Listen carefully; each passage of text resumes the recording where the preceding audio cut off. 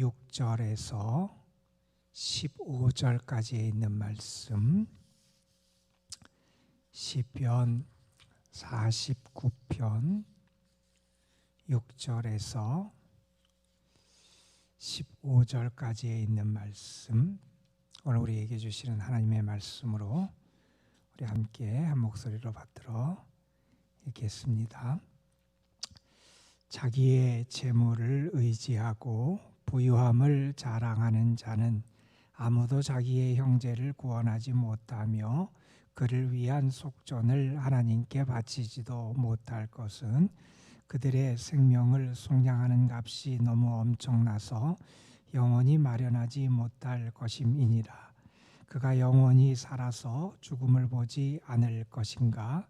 그러나 그는 지혜 있는 자도 죽고 어리석고 무지한 자도 함께 망하며 그들의 재물은 남에게 남겨두고 떠나는 것을 보게 되리로다. 그러나 그들의 속생각에 그들의 집은 영원히 있고 그들의 거처는 대대에 이르리라 하여 그들의 초지를 자기의 이름으로 부르도다. 사람은 존귀하나 장구하지 못하며 멸망하는 짐승 같도다. 이것이 바로 어리석은 자들의 길이며 그들의 말을 기뻐하는 자들의 종말이로다. 그들은 양같이 수월에 두기로 작정되었으니 사망이 그들의 목자일 것이라. 정직한 자들이 아침에 그들을 다스리리니 그들의 아름다움은 소멸하고 수월이 그들의 거처가 되리라. 그러나 하나님은 나를 영접하시리니 이러므로 내 영혼을 수월의 권세에서 건져내시리로다. 아멘. 지혜가 있고 명철이 있다라고 하는 것은 정말 삶에서 유익하고 중요한 일일 겁니다. 지혜가 있는 사람은 모든 문제나 상황을 잘 대처해 나가고요. 어렵고 힘든 자리에서도 잘 모든 것을 극복해내며 자기의 삶을 개척해 나가는 모습들을 지혜로운 자는 보여주게 됩니다. 자신의 문제 혹은 자신의 상황만을 이겨내고 극복할 뿐만이 아니라 지혜로운 자는 다른 사람에게도 유익을 끼치는 경우가 참 많고 선한 영향을 끼치며 살아가는 모습을 보여주기도 하지요. 무엇이 지혜일까? 그리고 누가 지혜로운 사람일까? 이렇게 생각할 때 우리는 어떤 상황을 잘 극복하고 이겨내는 처세술이 좋은 사람들, 그러한 지식이나 그런 처세술을 가진 사람을 우리는 지혜로운 사람이다 이렇게 말하곤 하지만 성경은 우리에게 지혜란 무엇이고 지혜의 길이 무엇인지 이렇게 설명합니다. 지혜의 근본, 지식의 근본은 하나님을 알고 경외하는 것이다 이런 말씀을 하지요. 무슨 상황과 여건을 잘 헤쳐나가고 대처하는 그러한 처세술, 그런 것이 지혜가 아니라 지혜의 근본, 지식의 근본은 하나님을 알고 하나님을 경외하고 하나님과 함께 살아가는 삶에 있다 하는 것을 우리에게 말해주고 있습니다. 하나님과의 관계가 지혜의 출발이 되고 모든 지혜와 지식의 근원도 역시 우리 하나님이심을 우리가 알아야 한다는 거지요. 그래서 사실은 지혜로운 사람과 그렇지 않은 사람의 모습이 분명하게 나타나게 되어 있어요. 예수님께서 그런 말씀을 하셨죠. 사람이 천하를 얻어도 제 목숨을 잃으면 무엇이 유익하겠느냐 이런 말씀을 하셨어요. 천하를 얻어요. 여러분, 우리는 천하를 얻기 위해서 얼마나 애쓰는지 몰라요. 어떤 자리를 얻고 어떤 권력을 얻고 어떤 명예를 얻고 아니면 세상에 무언가를 얻고 세상의 물질을 얻고 천하를 얻기 위해서는 너무나 애써요. 그게 다인 것처럼 알고 살아요. 그런데 주님 말씀하세요. 천하를 얻어도 제 목숨을 잃으면 무엇이 유익하겠느냐. 사람들은 무엇이 살리는 길이고 무엇이 생명이고 무엇이 정말 중요한지를 알지 못하고 살아가는 경우들이 참 많이 있다는 겁니다. 오늘 우리가 함께 읽은 시편 49편은 인간들의 어리석음을 고발하기도 하고요. 반면에 진정한 지혜의 삶이 무엇인지를 우리에게 교훈하는 그러한 내용을 담고 있는 게 이 시편 49편의 말씀입니다. 사람들은 우리의 삶이 혹은 인간의 운명이 소유 물질의 부요함에 달려있다 이렇게 생각을 한다는 거예요. 그래서 많은 사람들이 물질의 모든 소망을 걸고 그것을 얻기 위해 애쓰며 살아간다는 거예요. 그것이 참 행복의 삶이고 그것이 참 지혜의 삶인 것처럼 여기면서 살아간다는 거예요.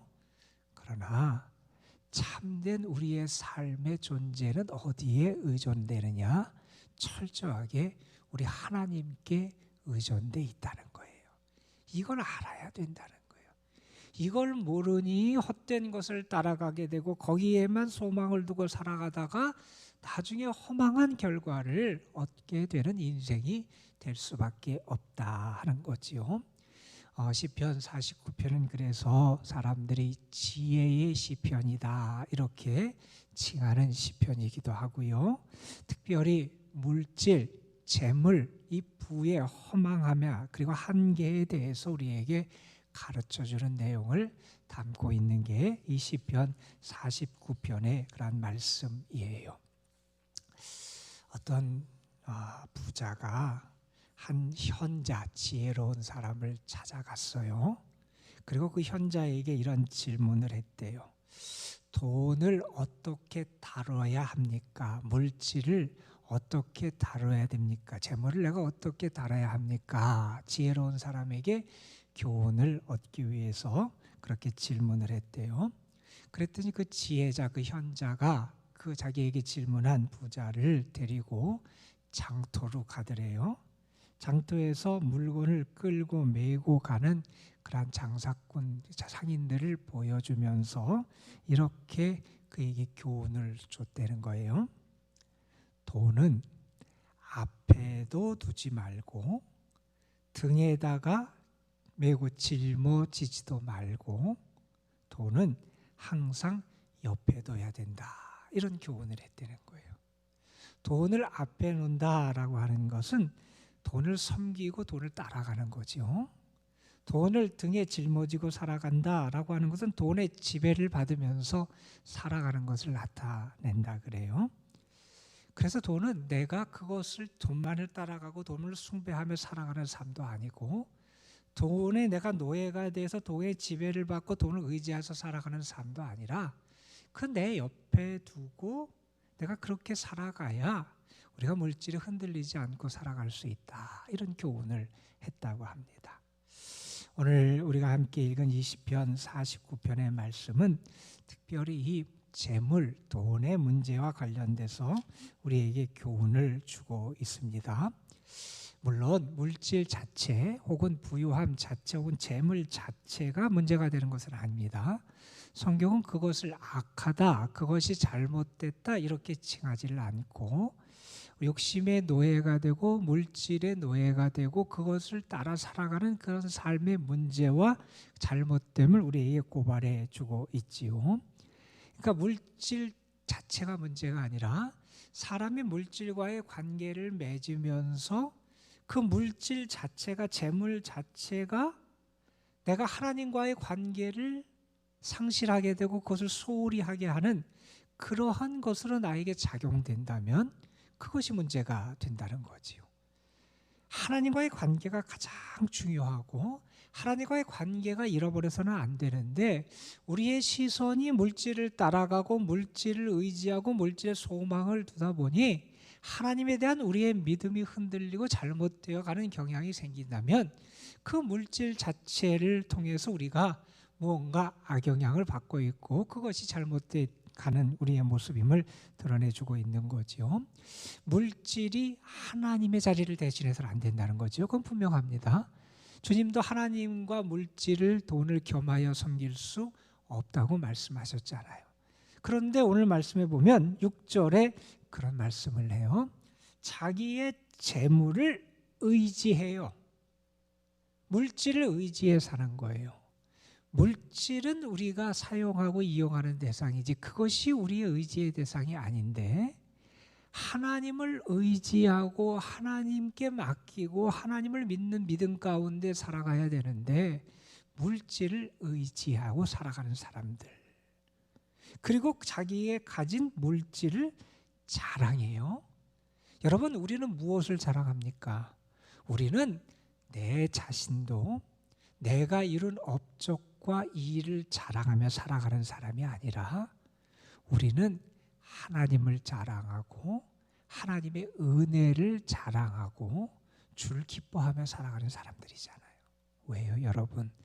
나의 나 된 것은 주님의 은혜로 된 것이다. 우리는 그걸 아는 사람들이잖아요. 내가 수고하고 땀 흘렸어요. 그러나 우리는 알아요. 내가 아무리 애쓰고 잠을 안 자고 몸부림치고 애써도 하나님이 허락하시지 않으면 내가 얻을 수 없었다는 걸 알아요. 우리는 그래서 모든 것이 하나님의 은혜임을 알고 감사하며 살아가고, 우리에게 그러한 복을 주시고 우리의 삶의 인도자가 되시는 하나님을 자랑하고 기뻐하며 살아가는 게 우리의 삶이 돼야 되잖아요. 그런데 재물이 하나님의 자리를 대신하는 사람들이 있다는 거예요. 재물이 하나님의 자리를 대신해요. 그래서 물질을 의지하고 물질을 자랑해요. 자기의 이런 부유함을 자랑하며 살아가는 사람들이 있다는 거예요.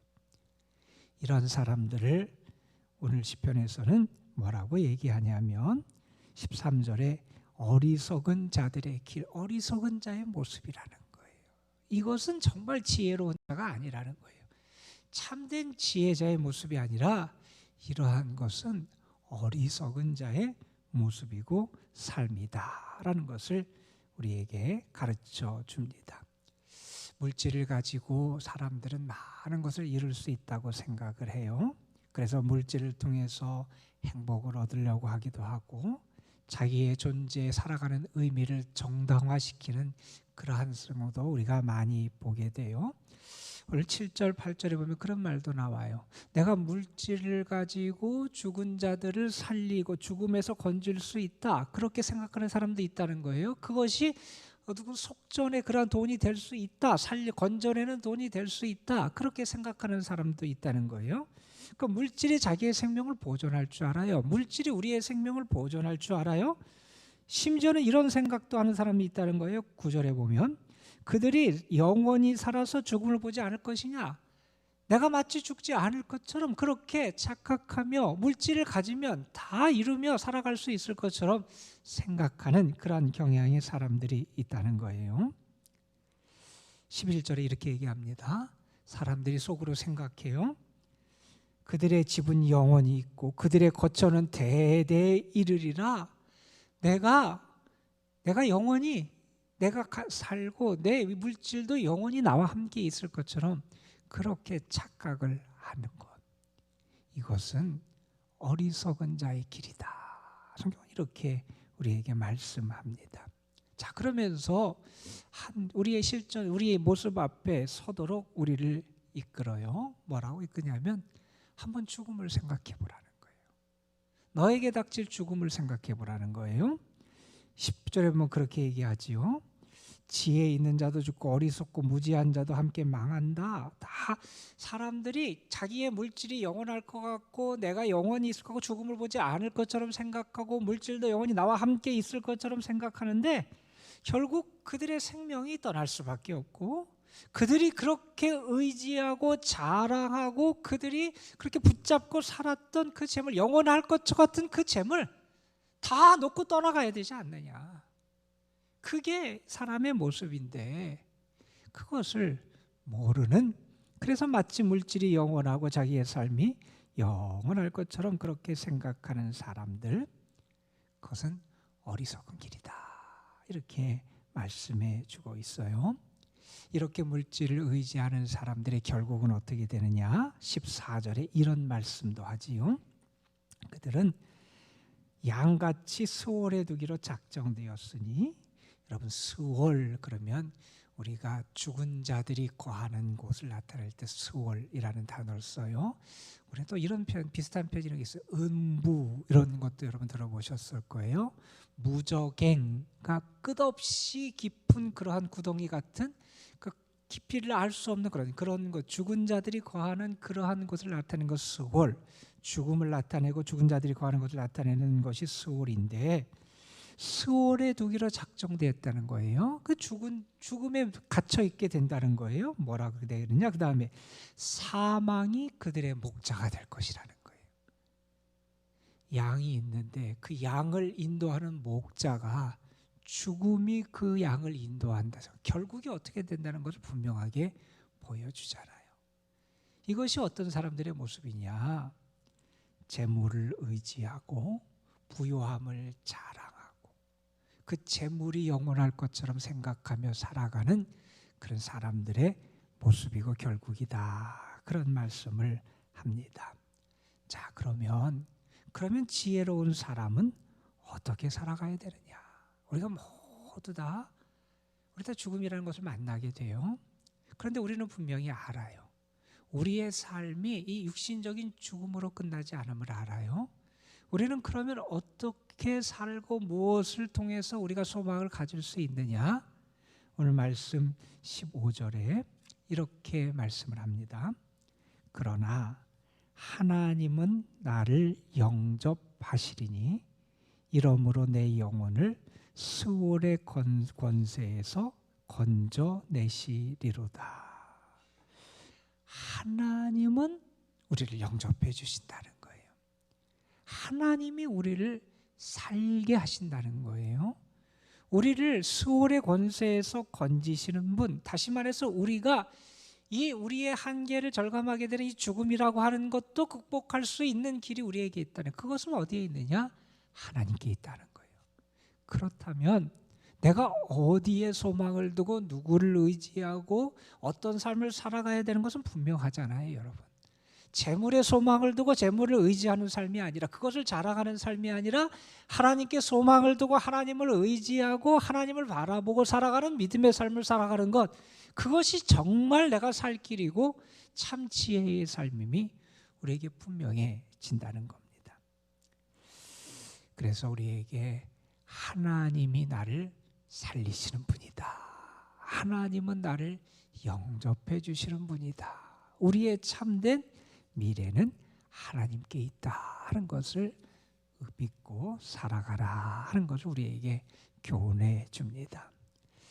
그런데 사람들은 자꾸 하나님과 물질, 돈을 겸하여 섬기려고 그래요.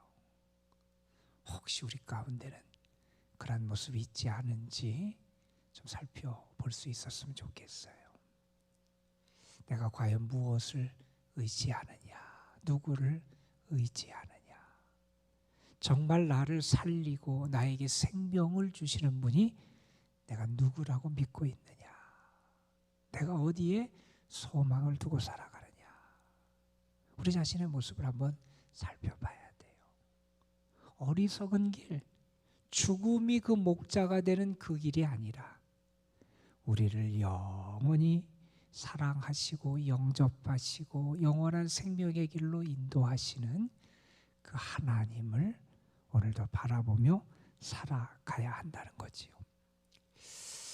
우리가 또한 물질에 소망을 두지 않고 살아갈 수 있는 길을 성경은 우리에게 또한 이렇게 가르쳐줘요. 물론 하나님을 의지하는 것이 가장 중요하고, 그 다음에 하나님이 우리에게 허락하신 것을, 그 복을 나누고 베풀며 살아라, 이런 교훈도 우리에게 참 많이 하시잖아요.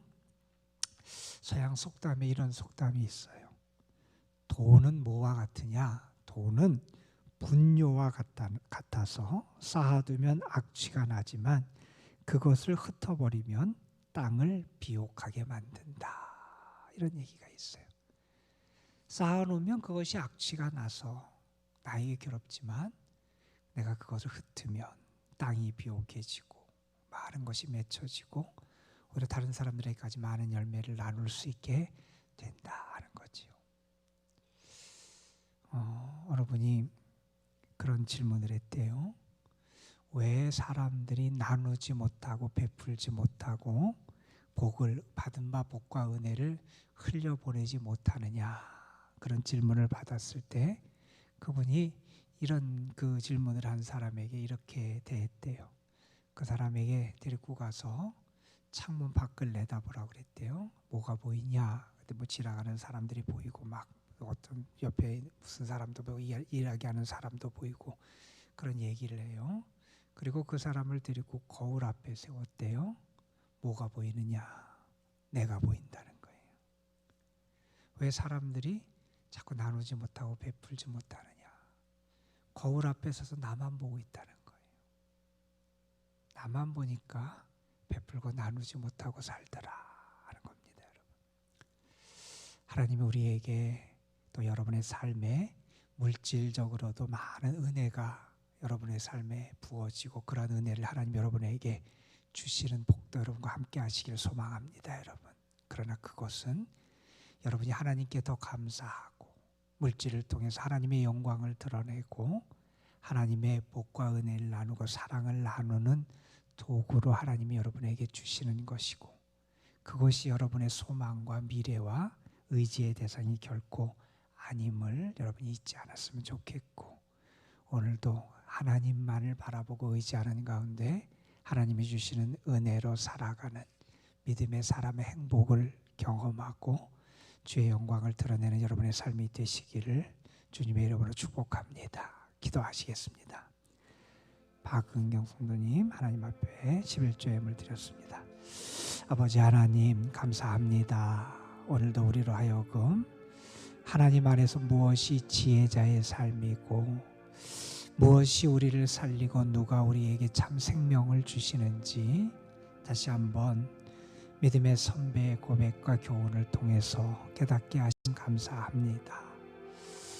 재물을 의지하고 부요함을 자랑하는 자, 그들은 어리석은 자의 길을 가는 자들이고 그들의 생명의 유한함, 덧없음을 알지 못하는 자들이고 결국 죽음이 그들의 목자가 되는 그러한 결과에 이를 수밖에 없음을 시인은 우리에게 가르쳐주고 있습니다. 우리를 영원히 사랑하시고 영접해 주시는 분은 하나님이시고 우리를 수월의 자리, 수월의 권세, 죽음의 권세에서 건지시는 분이 하나님이심을 교훈해 주셨습니다. 아버지 하나님, 다시 한번 우리가 믿음의 참 지혜를 갖게 하여 주시고 우리의 영적인 눈이 열려져서 하나님을 바라보고 하나님의 나라를 바라보고 참 믿음의 길과 그 길의 행복을 바라볼 수 있는 저희들이 되게 하여 주시고, 그래서 하나님이 보시고 기뻐하시고 흐뭇해 하실 만한 하나님의 기쁨이 되는 신실한 신앙인, 하나님을 의지하고 받은 바 은혜와 사랑과 그 축복을 나누며 그래서 하나님의 사랑과 은혜를 이 땅에 선포하며 살아가는 지혜로운 신앙인들이 될 수 있도록 인도하여 주옵소서. 오늘도 우리에게 큰 믿음 주셔서 세상의 것, 세상의 문제, 세상의 상황이 커 보이는 것이 아니라 우리 하나님이 커 보이고 하나님의 능력이 커 보이고 하나님의 역사하심이 커 보이고 하나님의 사랑이 커 보이고, 그래서 더 하나님 편에 서며 하나님을 의지하며 살아가는 저희들이 되게 하옵소서. 이 시간도 저희들이 기도합니다. 하나님, 우리의 기도 가운데 성령의 역사하심 함께하여 주시고 특별히 주께서 우리의 간구와 부르짖음에 귀를 기울이시고 응답해 주실 줄로 믿습니다. 주의 선하심을 나타내 주시고 주님 앞에 부르짖으며 주의 이름을 부르는 자들을 만나시고 도우시는 그 하나님의 놀라운 복을 더하여 주셔서 기도를 통하여 새로운 능력과 힘을 얻는 저희 모두가 되게 하옵소서. 이 시간도 하나님 앞에 드려진 귀한 예물이 있습니다.